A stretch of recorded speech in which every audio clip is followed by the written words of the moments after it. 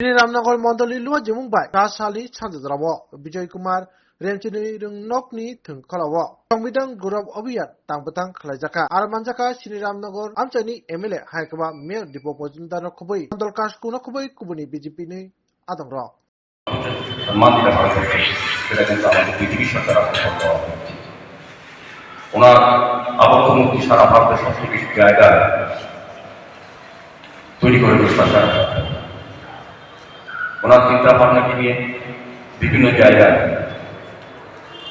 বিভিন্নভাবে ওনাকে সম্মান প্রদর্শন করা হচ্ছে এবং বি আর আম্বেদকরকে যারা বিশেষ করে যেসব রাজনৈতিক দলগুলি আলোচনা করেছেন আমাদের দলের বিরুদ্ধে বা সরকারের বিরুদ্ধে যে আমরা নাকি বি আর আম্বেদকরকে সম্মান প্রদর্শন করি আমরা যথাযথ মর্যাদা দেই না, কিন্তু উনি যে শ্রেণীর হয়ে কথা বলেছেন, উনি সারা ভারতের সমস্ত সম্প্রদায়ের যিনি সংবিধান রচনা করেছেন উনি যে এসসি সম্প্রদায় থেকে এসেছেন তাদের জন্য আগের সরকার কী কী করেছে এটাও কিন্তু আজকে আলোচনা যায় তুলে ধরতে হবে। যে সম্প্রদায় হয়ে তিনি কথা বলেছেন এবং আমরা জানি যে সম্প্রদায় হলেও উনি কিন্তু সারা ভারতবর্ষের বিভিন্ন সম্প্রদায়ের জাতির কথা বলেছেন। যে আমাদের সংবিধান কিন্তু এই কারণে সংবিধান বলি যে ধর্ম সংবিধান বা সমাজতান্ত্রিক চিন্তাধারার সংবিধান এবং সার্বিকভাবে আমি বলব যে সংবিধানকে সামনে রেখে আমাদের দেশের যে অগ্রগতি, আমাদের দেশের যে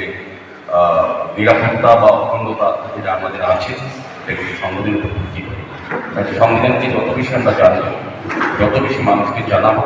তত দেশ শক্তিশালী হবে, কারণ মানুষ সংবিধানের যত বেশি আস্থা রাখবে তত দেশ সুরক্ষিত থাকবে, আমাদের জাতীয় ঐক্য সুরক্ষিত থাকবে। কাজে আমি বলবো যে এই কর্মসূচি আমাদের দলের পক্ষ থেকে নেওয়া হয়েছে। সেগুলি যারা পুলিশ সভাপতিরা আছেন, এখানে যারা আমাদের মন্ডল সভাপতি সহ যারা কর্পোরেটর আছেন, যিনি কনভেনার আছেন এবং ছাত্রবর্গ সভাপতি আছেন, সমর্থা আছেন, আমাদের ভাইস চেয়ারম্যান ডিআইডিসিরা আছেন, আমাদের ঐক্যবর্তী মন্ডল সভাপতি আছেন, আমাদের কর্পোরেটররা আছেন, তুষারকান্তি ভট্টাচার্য, নিবাস দাস এবং শাসকের বৌমা রাজি রাজদেব মহোদয় এবং কর্মনা যে বঙ্গবন্ধু সহ যারা আছেন, প্রত্যেক নেতৃত্বরা, প্রত্যেক কার্যকর্তারা, বিভিন্ন মোর্চার যারা আছেন, প্রত্যেকে আমি বলবো যে সংবিধানের যে কর্মসূচি আমরা নিয়েছি